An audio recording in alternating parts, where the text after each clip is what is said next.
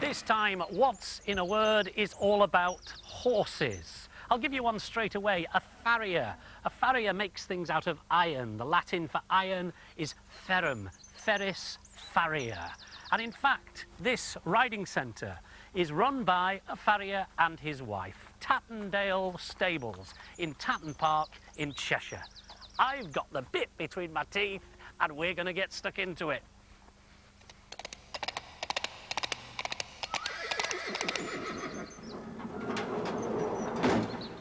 The first word is, of course, hippopotamus. Well, it would be, wouldn't it? Hippo is actually Greek for horse, potamus, water, a water horse. It's also where we get hippodrome from. Hippodrome is horse course, usually a circular course. I know we'd go to the hippodrome for the matinee on a Saturday, but that's where it originates from. Like velodrome for cyclists. Now, if you are on a course, you are racing, you might have a horse that's very good at going to the left, or you might have a horse that's very good at going to the right, or one that likes wet soil, one that likes dry soil. So you pick your horse for the course. Horses for courses. Look, E of T, Egerton of Tatton, 1913. I just throw these bits of history in. Now, if you are on a course and you're racing, you might want to use one of these. This is a farrier's nail, but it's got a little bit sticking up on the top there, can you see? And you don't quite hammer it all the way in to the shoe. You leave a bit sticking out. It's a bit like spikes for a cross-country runner. And it helps the horse to go faster, but it throws up a lot of mess behind you. That is riding roughshod. It's not been fully shod. Don't think he likes me. And if you are doing that, like I say, you're putting mud in the eye of the person riding behind you, which is why Jockey's toast is, here's mud in your eye. And here's Ruth, who's my prop lady for today. Thank you. Now, another way that you might make a horse go faster is by giving it ginger. Now, you don't give it ginger in a bucket like this. You stick the ginger at the other end of the horse. And they don't like it, but it does make them go faster. And that's where we get gingering someone up from. Right, we need to get on. What's next, Ruth? Yeah, well, you know, everybody's got to start at the bottom. Here's another nice one, a steeplechase. Why do we call it a steeplechase? Well, it comes from County Cork in Ireland. They used to race from one point towards a church steeple. Obviously, you could see it from miles away, but you had to jump over anything that got in your way, a straight line towards the steeple, which is why a steeplechase today is horses going over jumps. And when you got to the church, the first rider would touch the steeple with his crop, winning the race. Now, we will soon have this stable bang up to scratch. Actually, that's interesting. Up to scratch. They would scratch a line in the ground, and that would be where you started a horse race from. So you brought your horses up to scratch. If you weren't ready, for whatever reason, you would be scratched from the race. Still use that term today. And when you set off, you are starting from scratch. And of course, should you make a mess of it, you'd be back to scratch. I've got a bit of an idea. If I just do that, I know I'm clutching at straws, but it worked. Clutching at straws, a drowning man. Clutch at anything to save himself. Clutching at straws. Perfect.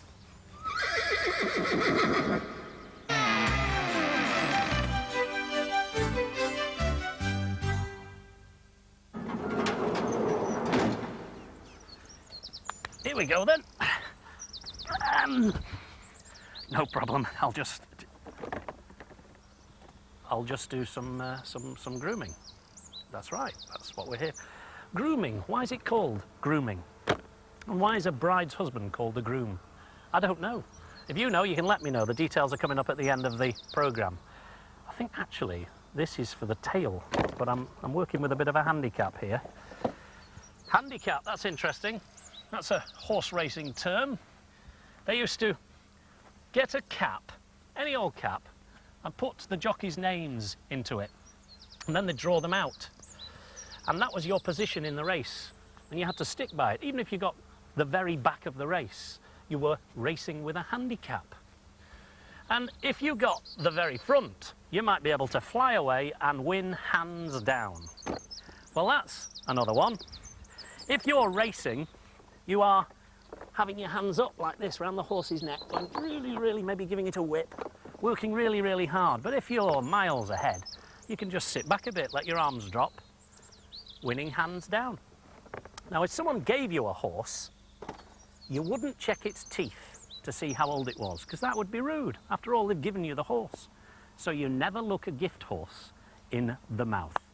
Straight from the horse's mouth, well, that's, if you want to find out the truth about something, you go to the jockey, you go to the horse itself, or maybe to the stable hand, and you'd get it straight from the horse's mouth.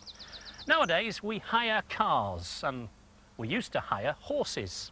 And there was a horse trader in Cambridge who was very particular about which horses you could hire from his stables.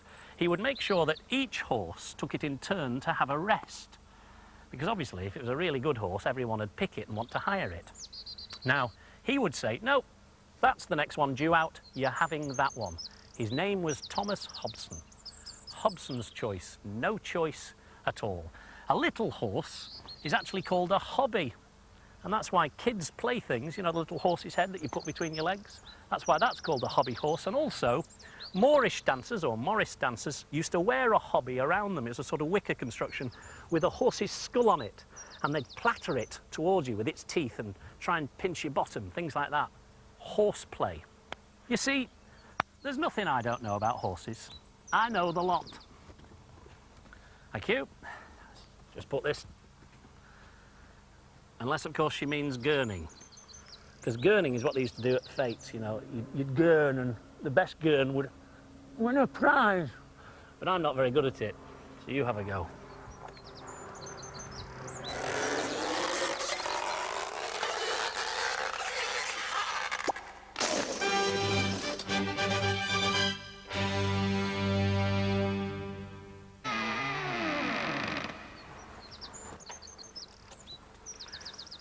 This is Bobo. He's a Shire and very big.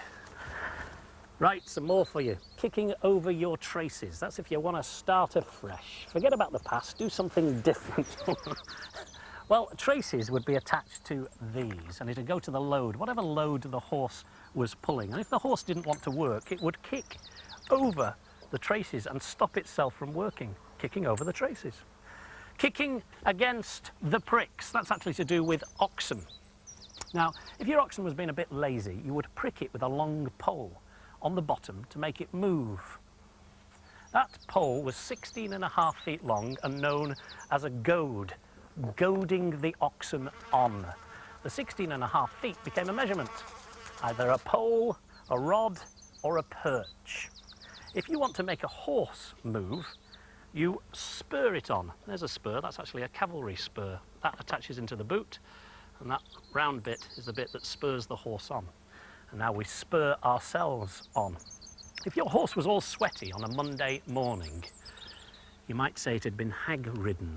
Now, the old word for a witch was a hag. So the witch had borrowed your horse during the night, gone off on it, taken it to the other world, the afterworld, and then brought it back all sweaty. Of course, the other reason might be that it had had some oats. On the Sunday, the oats had made it hot, and because it hadn't done any exercise to burn off the oats, it started to sweat. But I think the witch story's a lot more fun. And that's why you have horse brasses on horses. It's to scare away the witches. Now, I don't know whether I can lead this. You can lead a horse. No, I can't. But you can't make it drink. Literally that. You can lead a horse wherever, but you can never make it drink. Now, I'll put this on.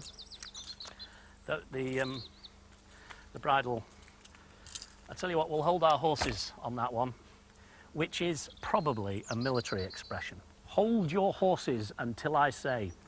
Basically means be patient. And Bobo, you'd have to be very patient with me.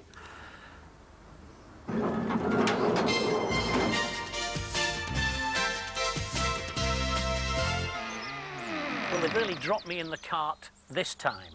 Some London connections for you. If you go riding down Rotten Row, that comes from Rue de Rouen, the route of the king. But it was a bit difficult for us Brits to say, so we changed it to Rotten Row. Another French connection for you, Hackney, French for an ambling gate, ideal for cabs, a Hackney cab. And of course there were so many cabs in London that anything else that was commonplace became hackneyed. Now then, don't push the cart before the horse. I know we say put the cart before the horse now, but that's wrong. It used to be push the cart before the horse. And when you think about it, that's right. Because old Robbo, the cart horse there, he would have this connected to the collar around his neck, and he would push the cart forward. And a stallion, dangerous male horse. So with it being dangerous, it spends a lot of its time tied up in a stall, a stallion. And if you want to quieten a stallion down, you castrate it, geld it. Geld means to take something away from something. You certainly would. Gelded. This is a skewbald. A piebald is a white and black horse. White and any other colour is a skewbald, although he's a little too small for me to ride. And I am going to ride. Great.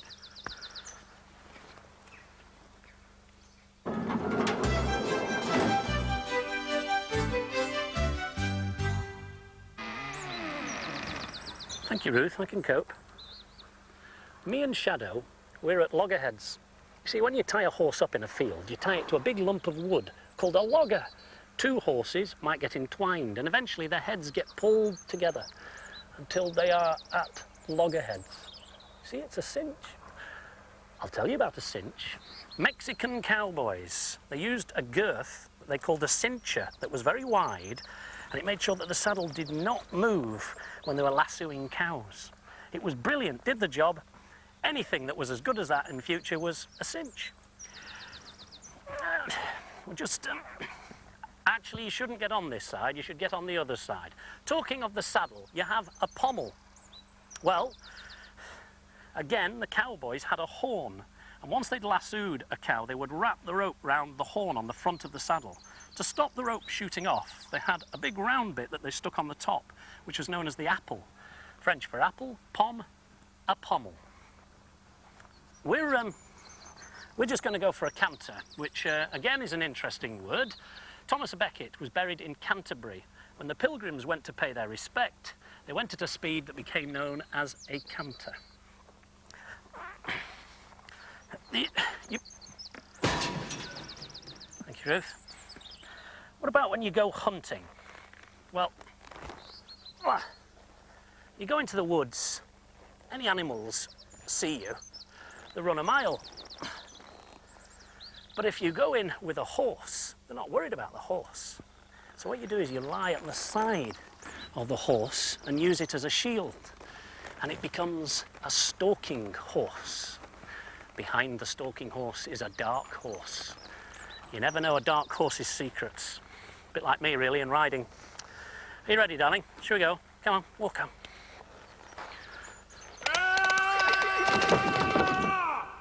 They say that pride comes before a fall, which is basically if you get a bit big-headed and then cut down to size. Or there's getting a horse, which I just did. Or cutting a voluntary, which I prefer. It's a hunting term, you know. You've lost control, but you want to get off left or right and not really hurt yourself. You cut a voluntary. Ah, Ruth. I don't suppose I did awfully well then, did I? I did brilliantly. Oh, why is that then? That was because you wanted to ride the horse yourself. Properly. Right.